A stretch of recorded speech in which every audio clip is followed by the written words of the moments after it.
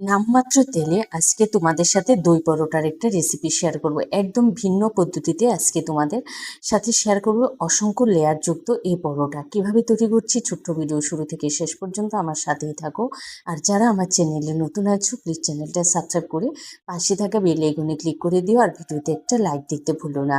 এবার তাহলে চলো জেনে নেওয়া যাক। তো এখানে আমি এক বাটি নিয়েছি দই। ওই যে বাটিতে দই নিয়েছি সেই বাটিরই হাফ বাটি দিয়েছি জল, দইয়ের বাটিটা দিয়ে। তারপরে দিয়েছি সামান্য একটু নুন। এখানে না নুনের পরিমাণটা একদমই কম দেবে, 1 টেবিল চামচ দিয়েছি পাউডার চিনি। পাউডার চিনিটা এই জন্য দিয়েছি যাতে তাড়াতাড়ি মিশে যায়। এবার দই, চিনি, নুন সব কিছু ভালো করে মিশিয়ে নেবার খেয়াল রাখতে হবে দইটা যেন একদম ঠান্ডা না থাকে, নর্মাল টেম্পারেচারে এনে দিতে হবে। তারপরে দিয়েছি তোমার ময়দাটা আমি এখানে 1.5 বাটি দিয়েছি, দিয়ে তারপরে ভালো করে মেখে নেব।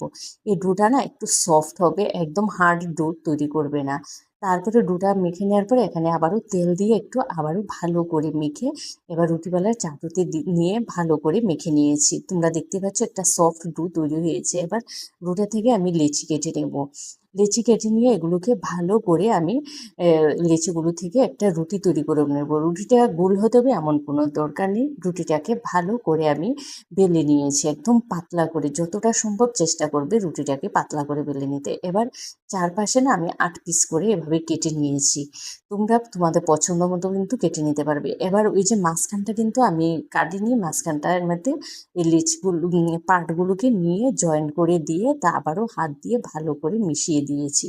এবার আলতো হাতে একটু ভারী করে আবার একটা পরোটার মতো বেলে নেব। এটা যেহেতু দই পরোটা তাই একটু বড় করে কিন্তু বেলে নিতে হবে পরোটার আকারে। তো দেখো একদম সুন্দর করে আমি একটা পরোটার আকারে বেলে নিয়েছি। তোমরা চাইলে ছোট বড় করে তোমাদের পছন্দ মতো কেটে বেলে নেবে। তো আবারও একই পদ্ধতিতে আমি আরেকটা কেটে দেখাচ্ছি, কারণ রুটি বেলাটা দেখলাম না, এই সব কিছু যদি বারবার দেখাতে যাই তাহলে ভিডিওটা কিন্তু অনেক বড় হয়ে যাবে। সেই একই পদ্ধতিতে আবারও 4-5 8 পিস করে কেটে পিসগুলোকে একসাথে জয়েন করে আবারও একটা পরোটা বেলে নিয়েছি। এটার এই একটাই কারণ, এটা ভেতরে না অসংখ্য লেয়ার আসে। তোমরা চাইলে কিন্তু এমনিতেই বেলে নিতে পারো। তারপরে এখানে একটা তাওয়া বসিয়ে এর মধ্যে কিন্তু আমি আগে ঘি তেল কিছুই দিইনি। প্রথমে এপাশ ওপাশ একটু ভেজে উল্টে পাল্টে ভেজে নেব। ভেজে নেওয়ার পর 2 পাশ যখন একটু ভেজে নিয়েছি তারপরে এর মধ্যে না আমি ঘি ব্রাশ করে দিয়েছি। কোনো কারণে হয়তো ভিডিওটা ডিলিট হয়ে গেছে। এভাবে তোমরা চাইলে কিন্তু তেল দিয়েও করে নিতে পারো, আমি ঘি দিয়ে করেছি সুন্দর একটা ফ্লেভারের জন্য। আর এই পরোটাটা না উপরে একটু ক্রিস্পি হবে আর ভেতরটা একদম সফট হবে, খেতেও কিন্তু বেশ অন্যরকম স্বাদ হয়।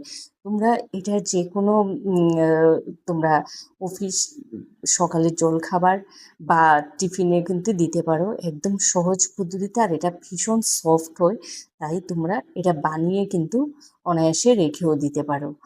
আর তোমরা যদি এটা স্টোর করতে চাও তাহলে ওই যে প্রথমে দিয়ে দুপাশ এপিট ওপিট করে উল্টে তারপরে জিপার লক করে ফ্রিজে স্টোর করে রেখে দিতে পারো। যখন খাবে তখন নামিয়ে তারপরে ভালো করে গরম করে সেঁকে তারপরে খেয়ে নেবে। আর যখন স্টোর করবে তখন কিন্তু এর মধ্যে তেল ঘি কিছুই দেবে না, শুধু এপাশে ওপাশে উল্টে তারপরে একটু ভেজে রেখে দেবে, মানে 1 মিনিটের মতো আর কি। এটাকে কিন্তু বেশি ভাজবে না। তো এইভাবে দেখো একে একে আমি সমস্ত পরোটাগুলোকে ভেজে নেব।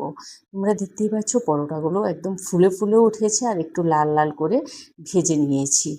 এইভাবে দেখো আমার সমস্ত পরোটাগুলো ভাজা হয়ে গেছে। পরোটাগুলো যখন ভাজা হয়ে যাবে তখন নামিয়ে কি করবে, গরম অবস্থায় না পরোটাগুলোকে হাত দিয়ে একটু চেপে চেপে দেবে। হাত দিয়ে চেপে দেওয়ার পরে দেখো পরোটাগুলো এমনভাবে কিন্তু অনেকগুলো লেয়ারগুলো বেরিয়ে আসবে।